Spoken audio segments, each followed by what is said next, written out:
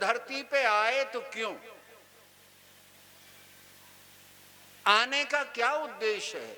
एक कोई संत हो गए थे कभी निपट निरंजन, उनकी बात से हम शुरू कर रहे हैं। उन्होंने कहा था आने की बाट कौन, बाट कहते रास्ते को, आने की बाट कौन, जाने का घाट कौन, ब्रह्म का कपाट कौन, कौन में कौन समाया है। कहें निपट निरंजन इतना न जाना तो क्या यहां, अब वो भाषा न बोलेंगे तो क्या यहां भूस बांधने आया है।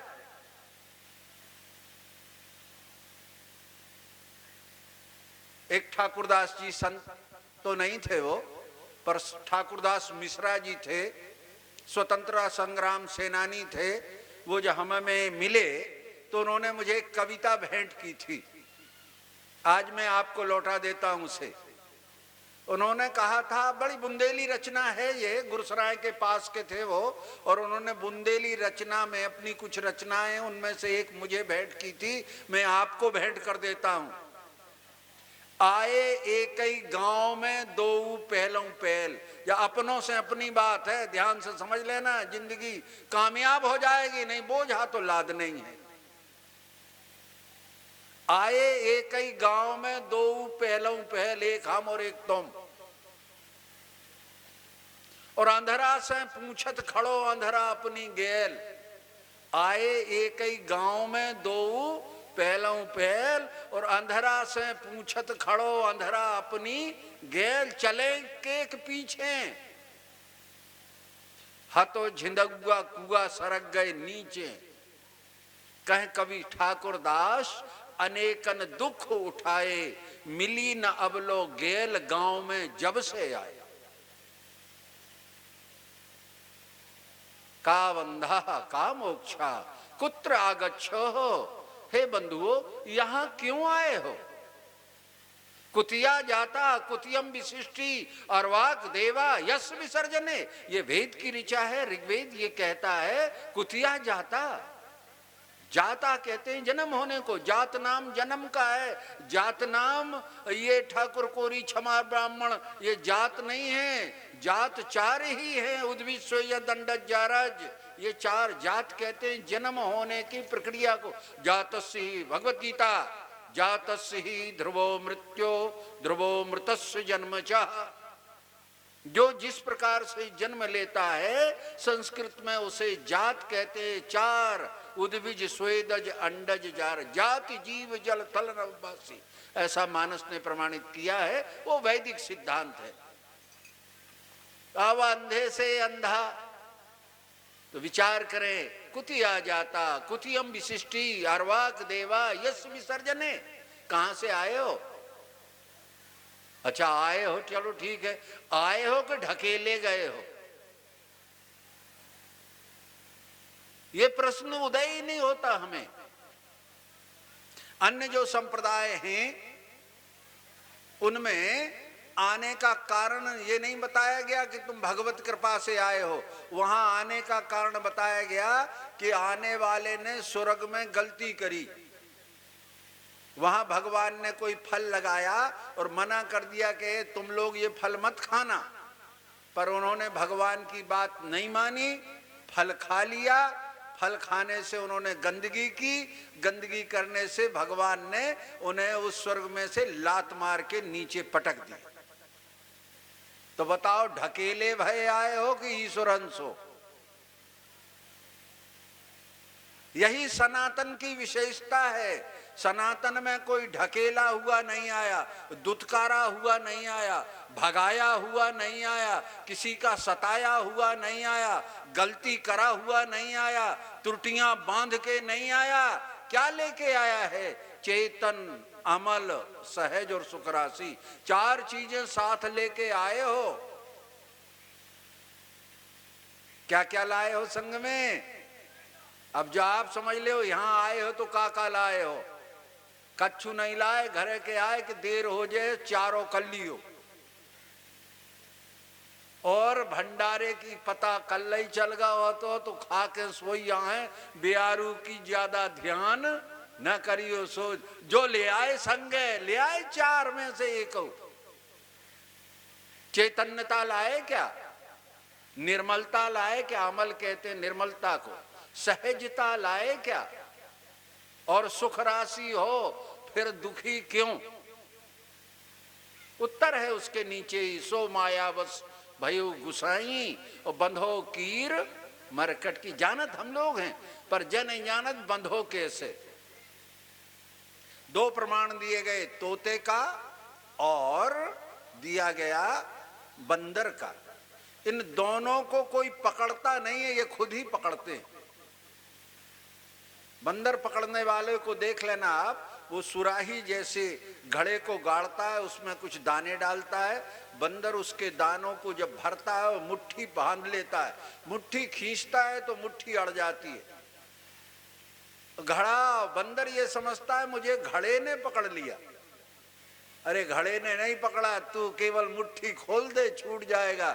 यही तो हमसे नहीं हो रहा है, यही अपनों से अपनी बात है। थोड़ी तो खोलो, इतने तक आए हो।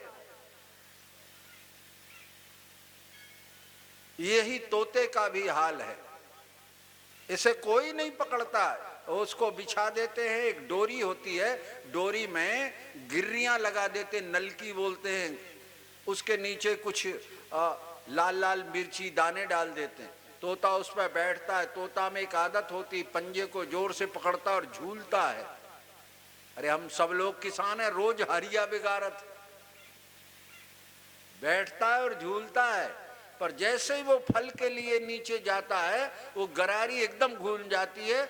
उसका घूमना और शिकारी का दौड़ना, बस इस नियम पर वो खेल है। जैसे ही वो घूमा और शिकारी दौड़ा तो उसे लगता है शिकारी ने पकड़ दिया, तो पंजे कड़े करे रहता और टेटे बोलता रहता।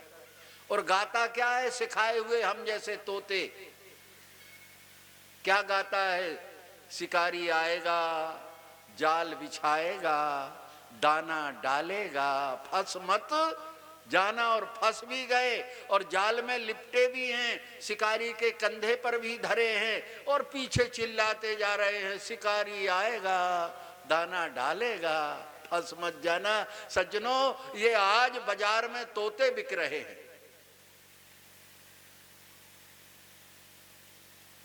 अनुभव नहीं, इसलिए हम कहां से आए? हम आए नहीं हैं, हम परमात्मा के अंश हैं। जो आता नहीं है वो जाता भी नहीं है। न जायते मृते वा कदाचिन नायम भूत्वा भविता वा जोपिशन। भगवत गीता कहती है आना सिद्ध करोगे तो जाना सिद्ध हो जाएगा। फिर अविनाशी कब रहोगे? ईश्वर अंश तो अविनाशी होना है कि मरना है? बोलो, भूत बनने? भूत बने और पीपरा में टांग दे जाओ, हड़िया में के कोनो कील में ठोक दे।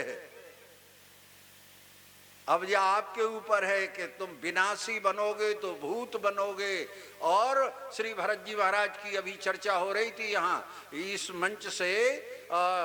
मुझे पुनः स्मरण आया, मेरा उस समय बाल अवस्था जरूर थी पर मैं सुनने समझने योग्य हो गया था। मैंने ग्वालियर में ब्रह्मचारी जी जब वहां प्रवचन कर रहे तो एक सौभाग्य था कि उस मंच पे मैं भी था।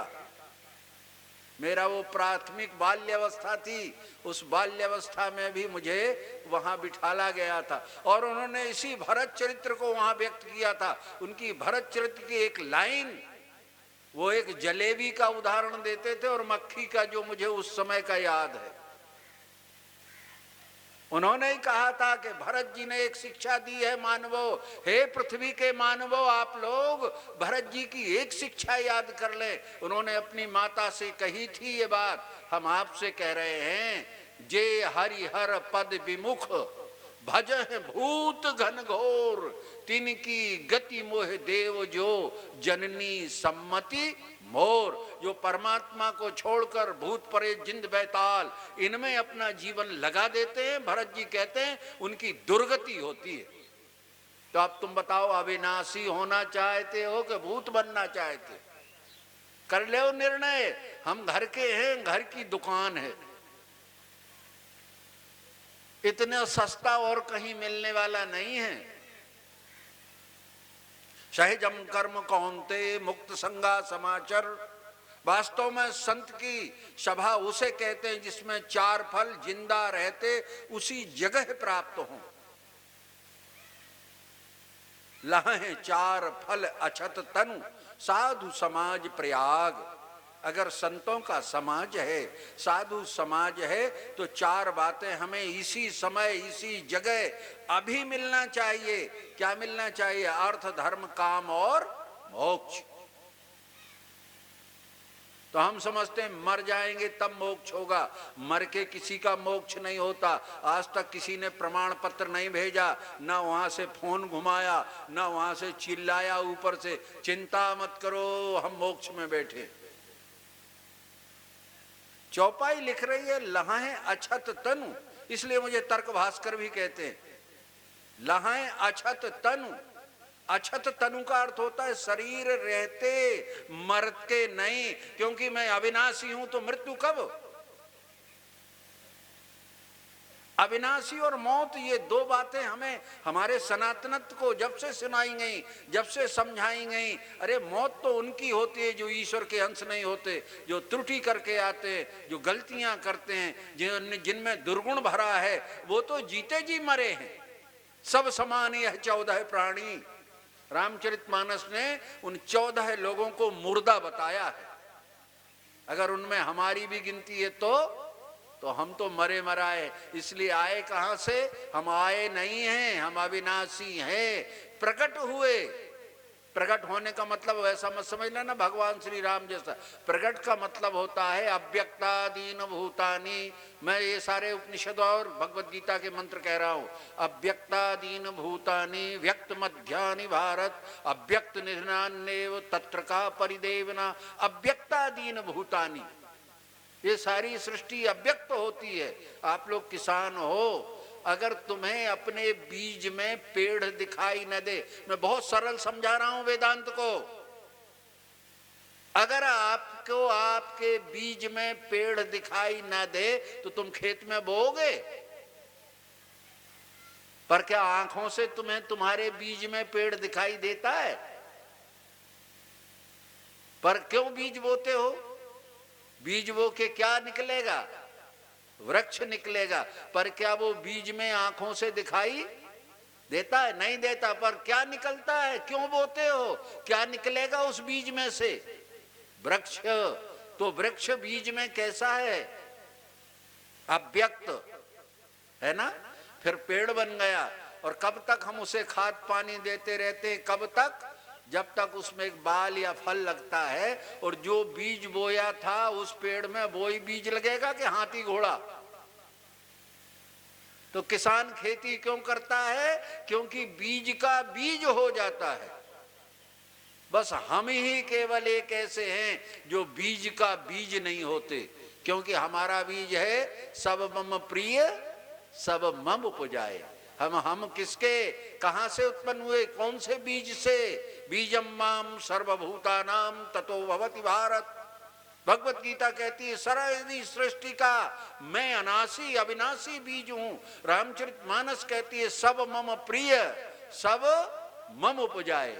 जब सबका उत्पादक मैं, मेरे से सबका उत्पन्न हुआ, तो मैं विनाशी के अविनाशी? मैं कैसा हूं? परमात्मा विनाशी है कि अविनाशी है? अविनाशी है। तो उसका बीज अविनाशी, उसमें यह देह रूपी वृक्ष घुसा रहता है, ये पुनः बीज रूप को प्राप्त हो जाता है और फिर वृक्ष बनता है। ये इसमें जो बीमारी लगती है, का बंधा का मोक्षा, इसमें जो विकार लगते हैं, बीमारी लगती है, आप लोग अच्छी तरह जानते होंगे। गेहूं बोते हो, गेहूं की बाल काली हो जाती, उसमें कोई दाना, तो वास्तव में वो बीमारी कहां से चली? बीज से। तो हमारे संस्कारों के बीज में अगर विकार है तो हमारे फल में भी विकार होगा।